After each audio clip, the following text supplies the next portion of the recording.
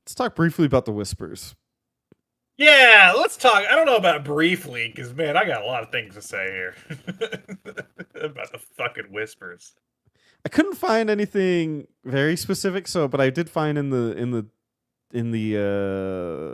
remake revisited or whatever it is.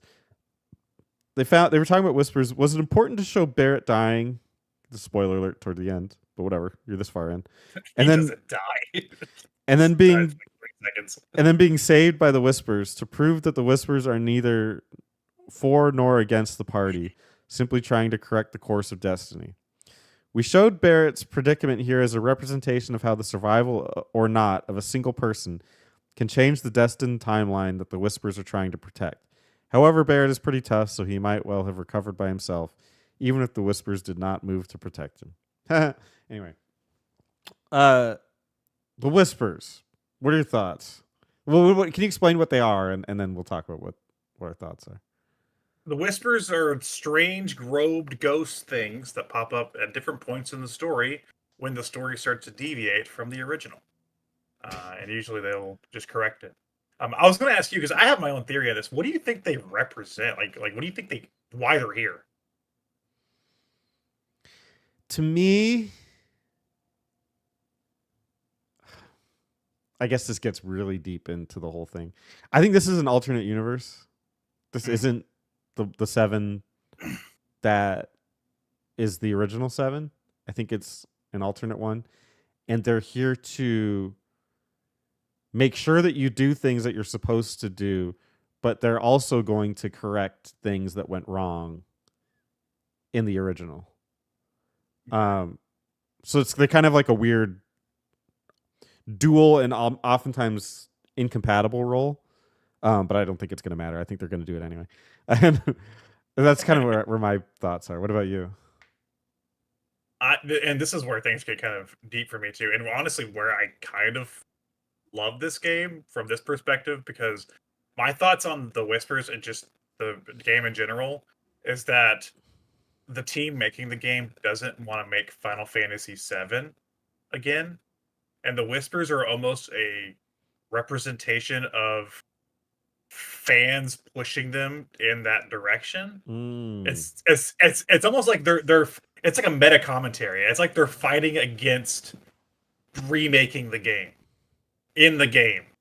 Yeah. And because like again, like I talked about this one day at the Button Mappers, but like I'll talk about it here. Final Fantasy VII Remake is called Final Fantasy VII Remake. That is the subtitle.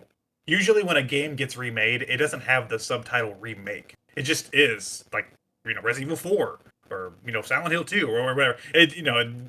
Remake usually isn't in the name. I think there's a reason for that. And I think it's these fucking Whispers is that reason. I think this is them saying, we don't want to make Final Fantasy VII, but we know we have to fucking do it the way that you want us to do it.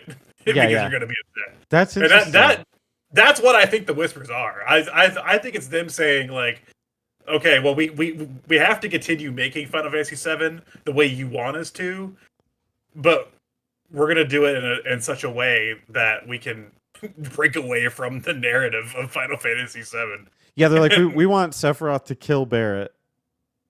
And then it's like, but the fans wouldn't like that. So we're going to undo it. The fans will undo it, and we'll just keep going the way that they want it to go. I think we're the fucking Whispers, man. That's what I think. That's interesting. I never thought of it that way. And the spoilers, everybody at home, I'm not going to talk about much about the ending, but the fact that the ending does end with the Whispers going away and them kind of like, it's like a fresh new start, I think that's a sign of things to come. I think the next 2 games aren't going to play out the way we think they're going to play out. Oh, okay. Yeah, I agree. Yeah, because I don't think it's the same universe, because also, I mean, spoiler, Zack is still alive. Yeah, Zack's back. Zack's back. Zack's back. Guess who's back? Back again.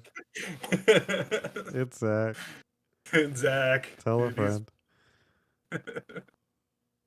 Yeah, so that's an interesting theory, and it's funny because we neither of us have played Rebirth, so it's like I'm sure if some of this has already been tackled, like people that were watching this will go like, "You idiot! It's already there." It's like we just. Oh yeah, and I could be totally wrong about this, but this is me tapping into like my fucking Yoko Taro brain, where I'm like, what would he be using these things for if he made this game? That's exactly what I would think it would be.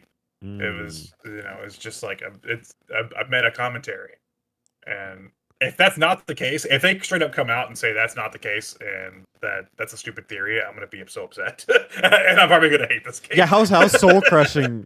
How soul crushing would it be if if they're like, no, it came from Mako. Yeah.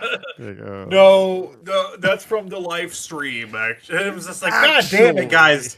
You had a chance to like do something that, like genuinely creative and smart with the idea of a remake.